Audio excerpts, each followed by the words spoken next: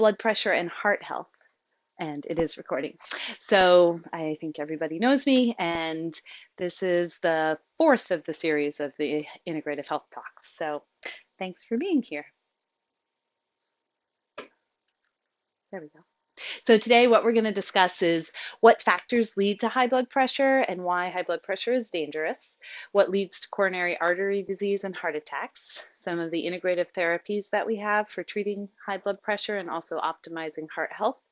I'm going to use a case study of a fictitious patient I made up by the name of Mrs. Smith to kind of exemplify some of the things that we can use, and then we'll go through a summary. At any point, feel free to ask questions. I'll also give a chance at the end to do a full question session. It's about a 40-minute talk today, just to give you a sense.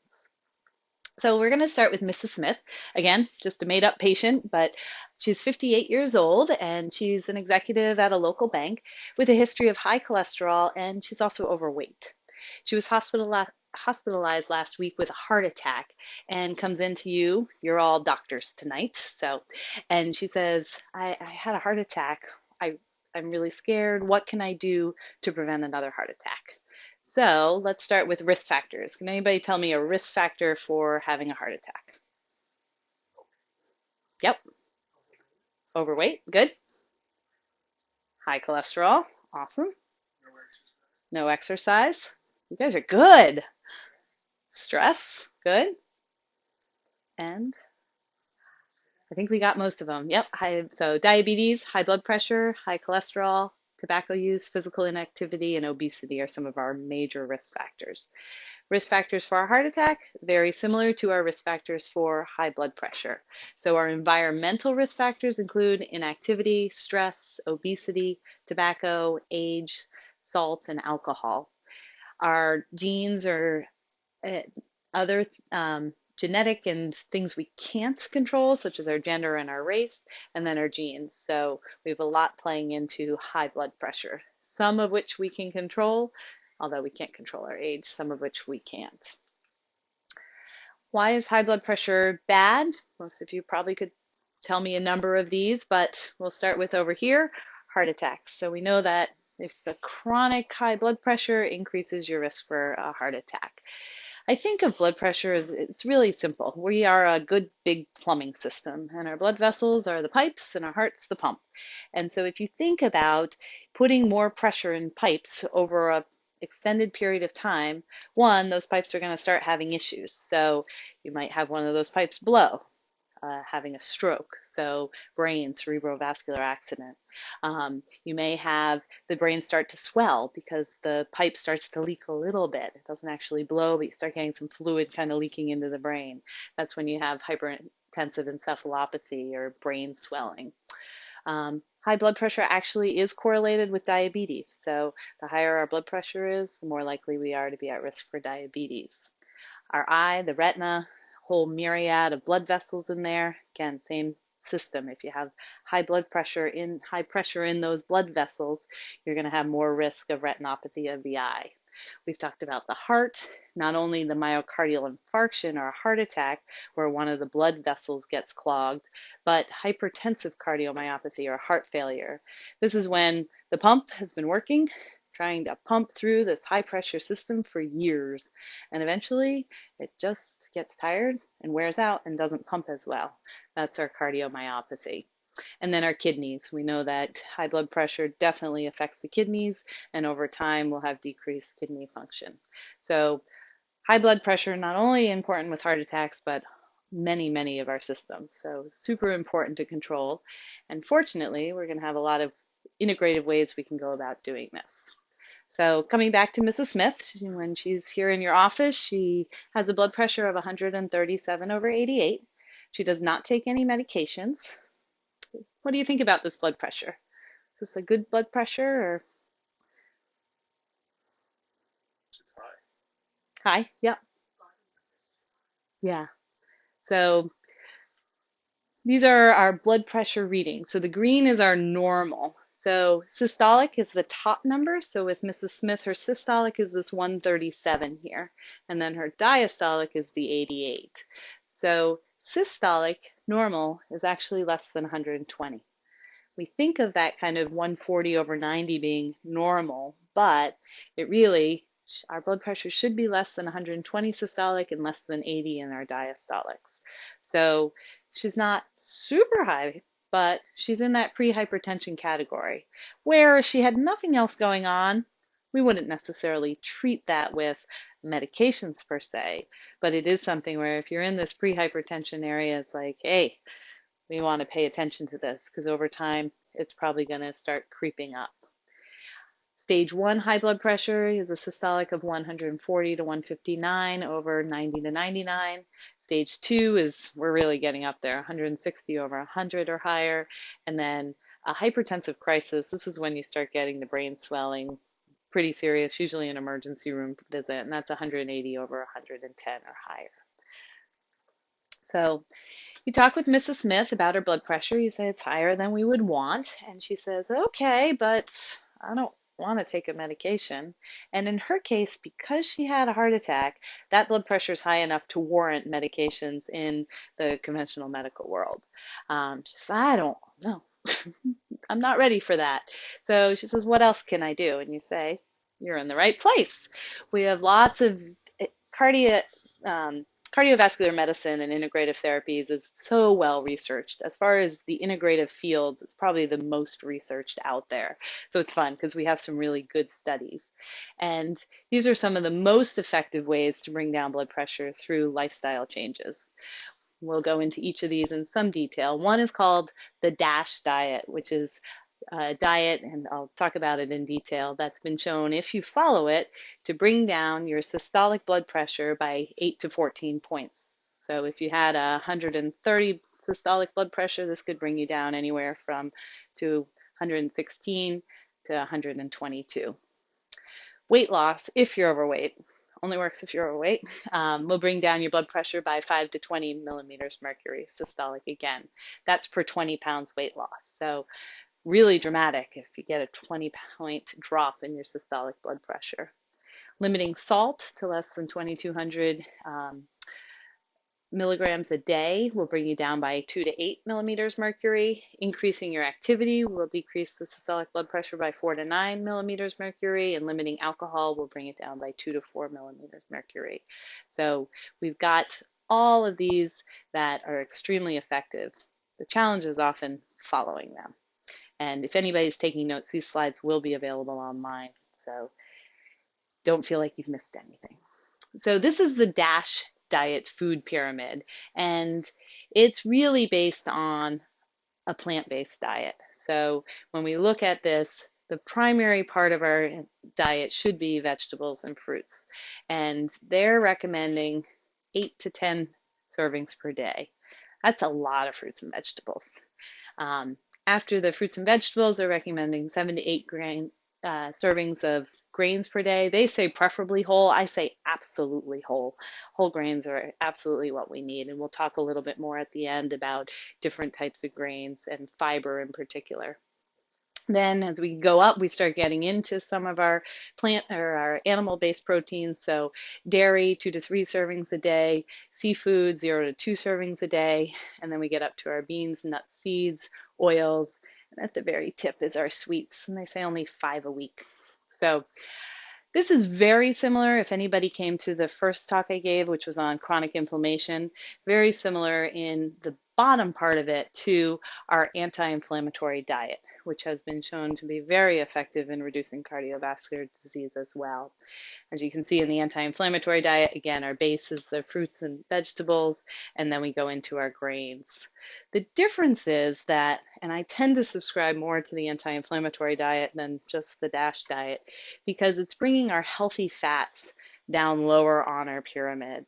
It's bringing our nuts, our olive oils, and then our fish and seafood down here. And it's putting our dairy and other sources of protein up here. And we tend to know that dairy often is inflammatory producing. And when we start talking about heart attacks and coronary artery disease, that's directly linked to inflammation. So DASH diet has the evidence behind it to decrease your systolic blood pressure. Anti-inflammatory diet also has evidence to decrease coronary artery disease. So what is five that we're saying, not 8 to 10 servings of fruits and vegetables a day? What does that look like? And this is 5 servings. So you'd eat two good sized side salads and then a serving of vegetables on their plate. That's 5 servings. So think about doubling that. Or here's what 10 servings of fruits and vegetables a day looks like. It's a lot. It's just a real lot. Most of us, how many people think they get 10 servings of fruit and vegetables a day? Yeah, it's hard to do. I'm a vegetarian, always thought, oh, I get my vegetables. And when I actually started counting them, I was like, oh, that's a lot of fruits and vegetables. So other dietary hints that come along that help specifically, we have research on them for decreasing blood pressure, includes soy. So increased intake of soy can decrease blood pressure. Particularly, this study looked at 40 grams of soy protein daily will decrease systolic blood pressure by 8 points and diastolic blood pressure by 5 points. So uh, there has been question out there. People often say, is soy safe? Particularly for men, is there that estrogen effect to it? Or for our boys, our young boys, do we need to worry about the estrogen component of soy, the phytoestrogens? And the bottom line is soy is safe. It really is. It's safe for both males and females. The preventative aspects of soy are exceptional on hypertension, cardiovascular disease, and many other aspects of health. You want to get whole soy if you're doing soy. The fake tofu cheese and tofu dogs, like that, I tend to just, it's really processed. But your edamame, your tofu, organic soy milk, those are good forms of soy protein.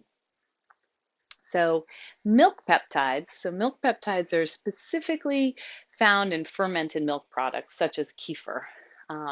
And I didn't know this before doing this talk, but there's a milk peptide it's an enzyme that works just like an ACE inhibitor, which is one of our most powerful blood pressure medications and is recommended for almost everybody who has a heart attack. You put them on an ACE inhibitor.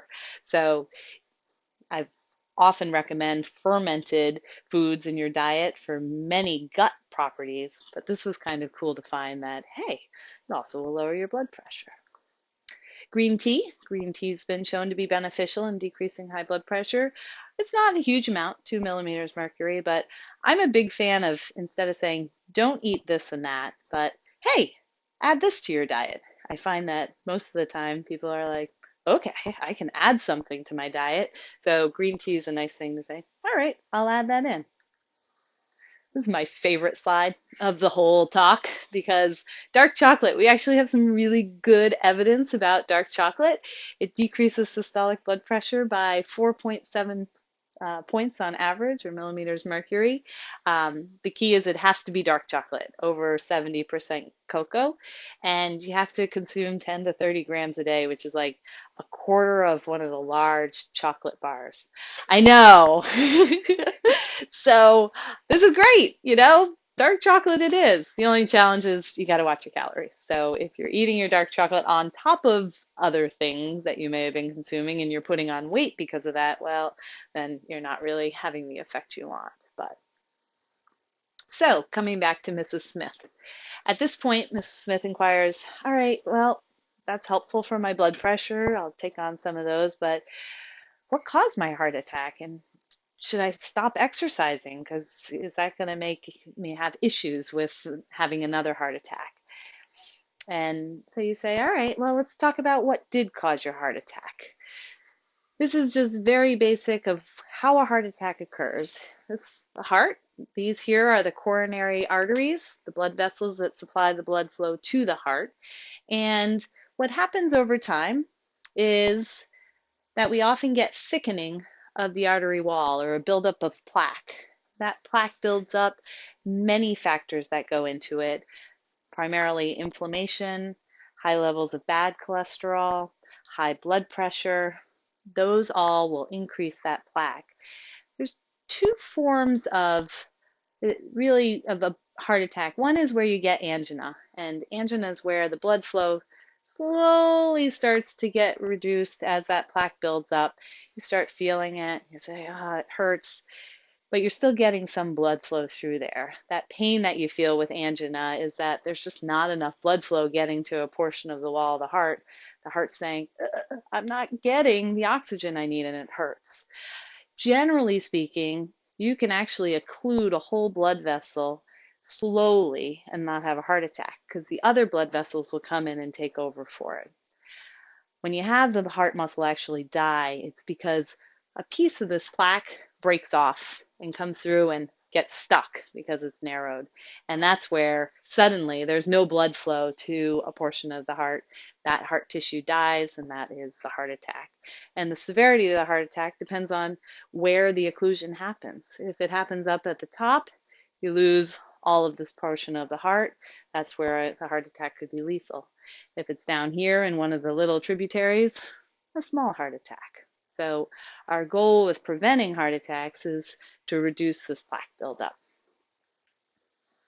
Talked earlier about our risk factors for a heart attack.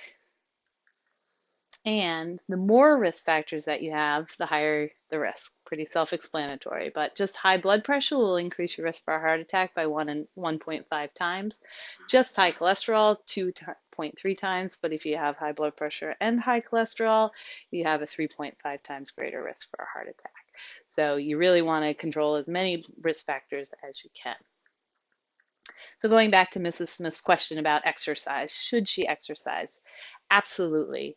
Because she just had a heart attack, there are some precautions we take as to her getting back into exercise, just as far as how much of that heart may have been damaged, that wall.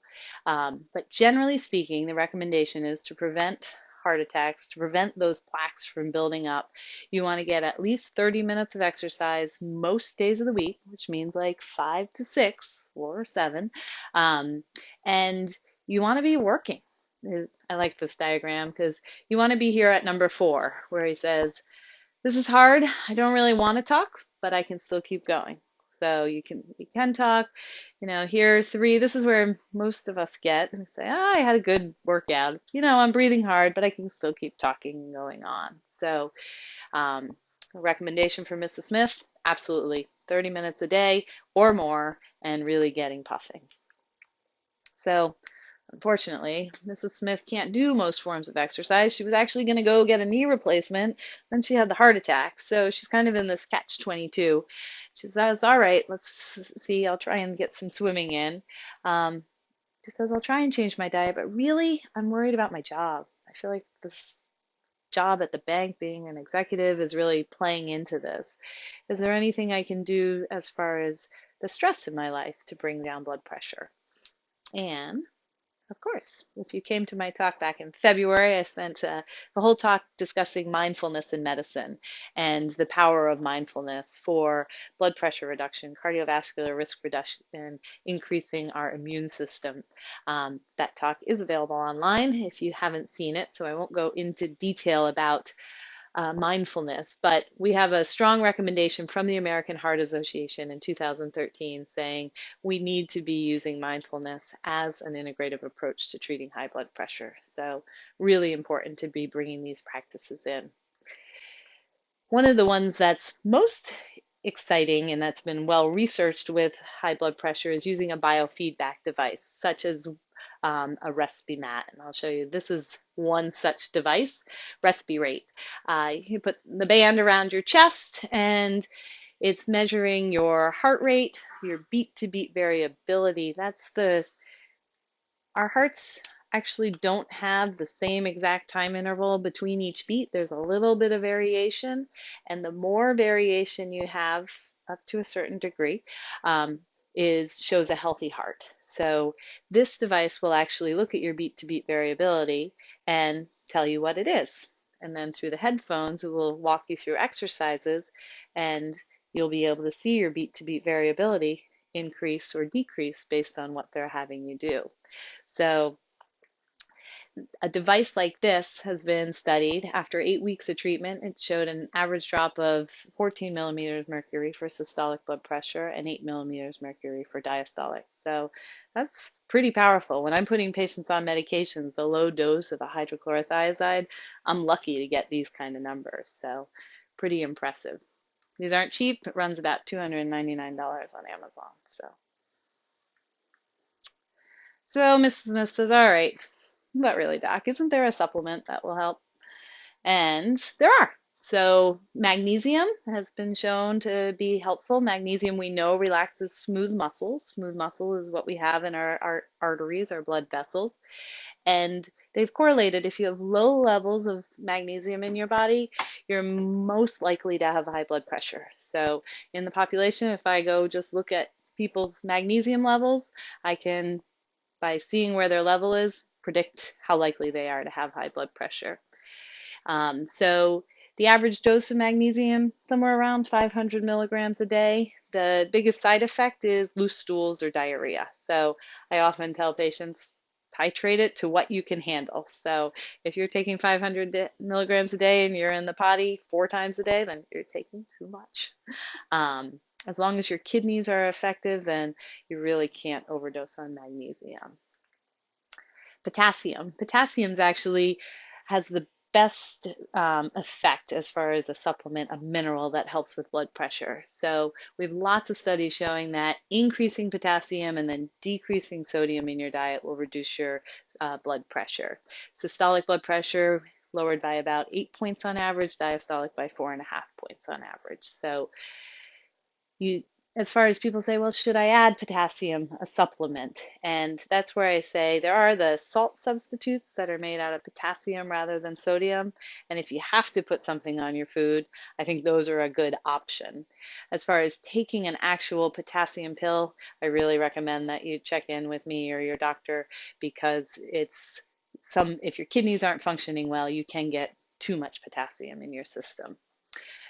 Ideally, I'm a big food-based medicine person, so I say let's just get more in your diet. And ironically, it's in some of those 9 to 10 servings of fruits and vegetables you need to get every day. So bananas, grapefruit, broccoli, pumpkins, and peas. Other supplements that have been helpful, it's really all our minerals seem to be effective in lowering blood pressure. Calcium's most effective for those people who aren't already getting a significant amount of calcium in their diet. So if you say, yeah, I really probably don't get much calcium, then more likely to be effective. We have to be a little careful with calcium supplementation. We do know that calcium can build up on the coronary arteries, so there's a kind of a catch-22, but we do know that supplemental calcium has been shown to decrease by 2 to 3 millimeters mercury systolic and 1 to 2 millimeters mercury diastolic. So again, as far as am I going to say take a calcium pill? No, I'll say how much are you getting in your diet, and let's make sure you're getting enough through your diet. And then coenzyme Q10. Has everybody heard of coenzyme Q10 before? Yeah, it's pretty common out there these days. It's found in every cell. It's used for making energy.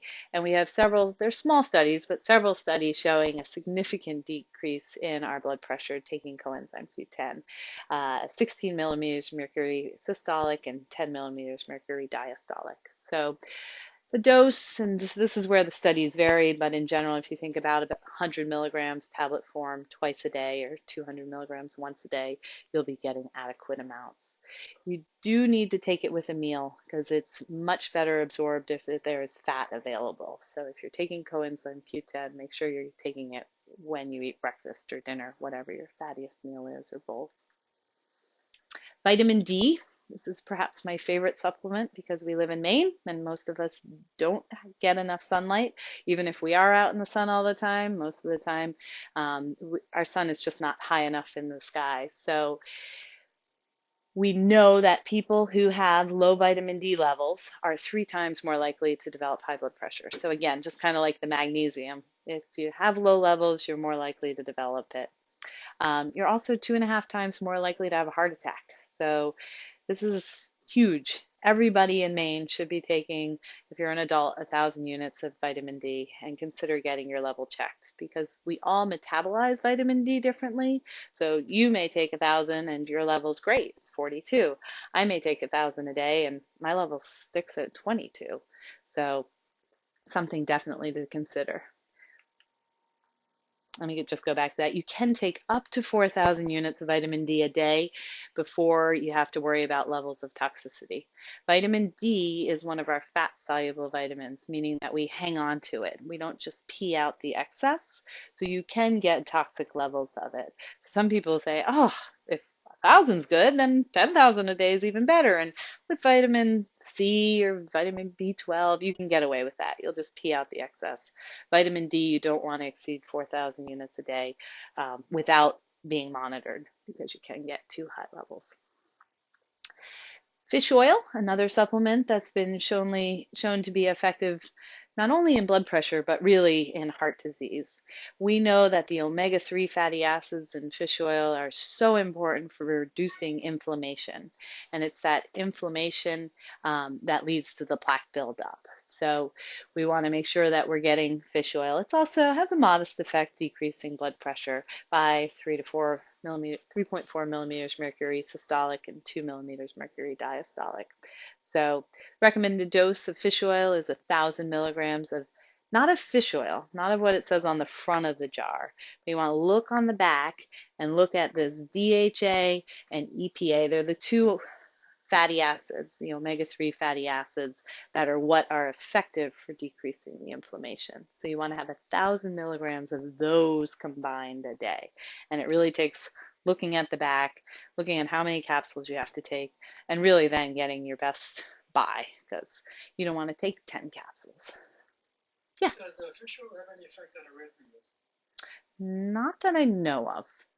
Your magnesium, your potassium, if those are out of whack enough, that can cause arrhythmias, but I don't know about fish oil. I haven't seen studies.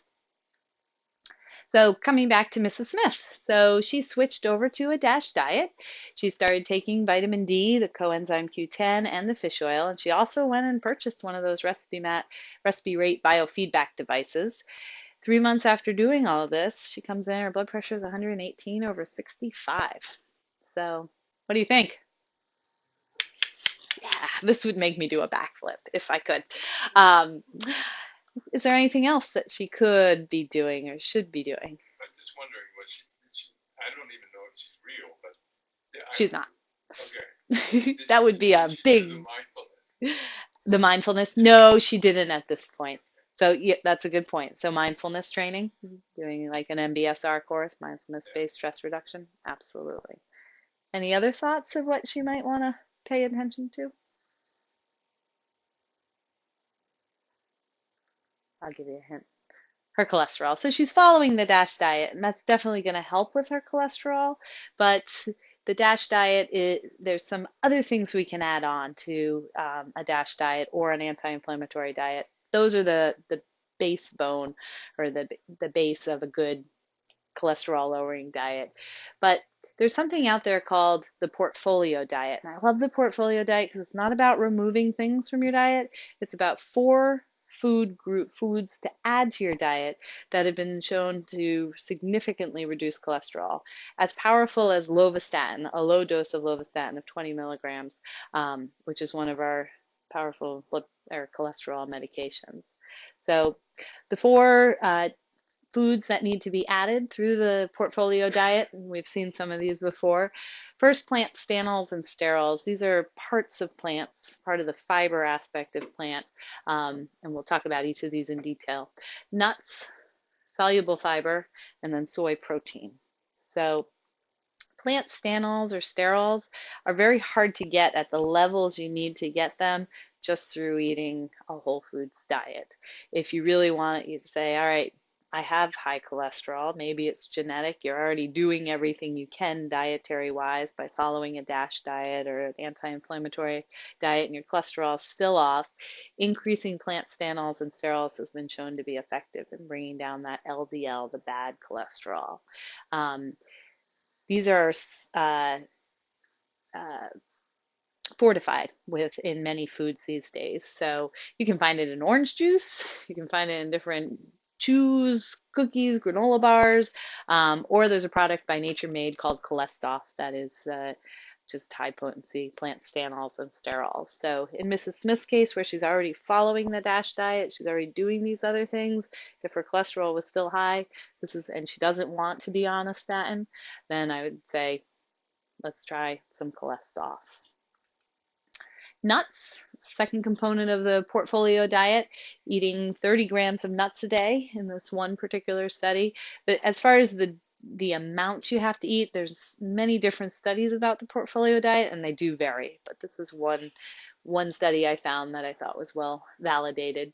So 30 grams of nuts each day is about 23 almonds. Again, if you're adding 23 almonds, you want to watch your calories and be eating less of something else, but not your fruits and vegetables. 30 grams of soluble fiber a day. So soluble fiber is what we find in our uh, fruits and vegetables. And since you're eating 10 servings a day, you're going to be getting a lot. Sometimes you can get it through your diet. So if you eat, a pear, an orange, a cup of black beans, an avocado, there you're at 4, 5 servings of banana, mango, you're getting close.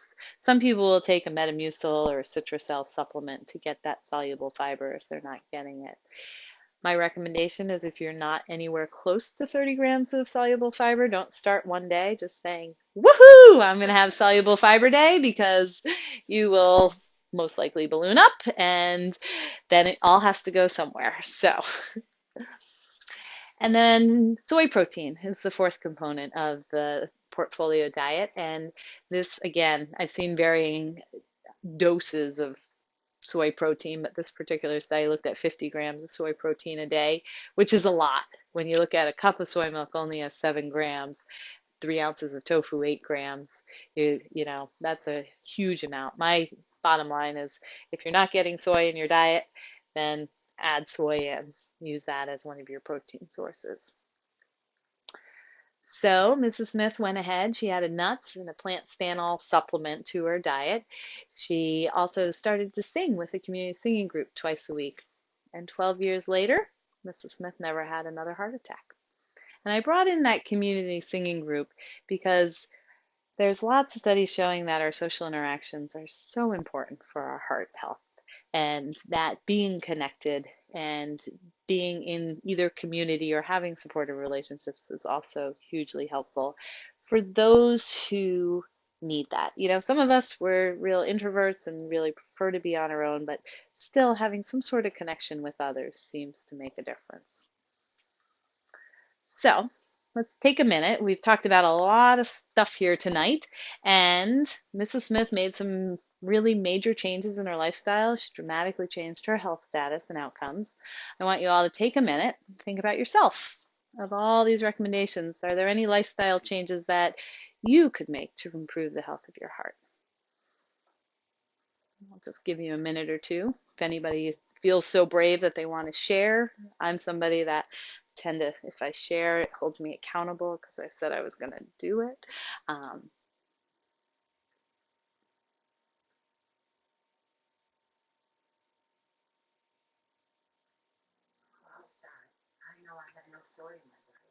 yeah,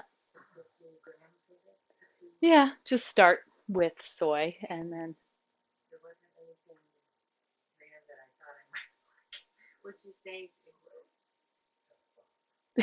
So tofu, soy milk, soybeans. You can buy, they come almost like a peanut.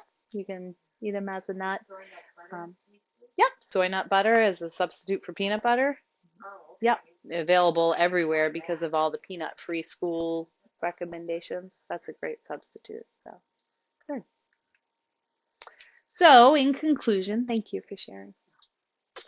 Blood pressure and heart health is dramatically influenced by the lifestyle choices we make. Diet, exercise, stress, mindfulness, supplements, these can all dramatically alter our cardiovascular risk. And make a small change today. It's going to pay off years down the road.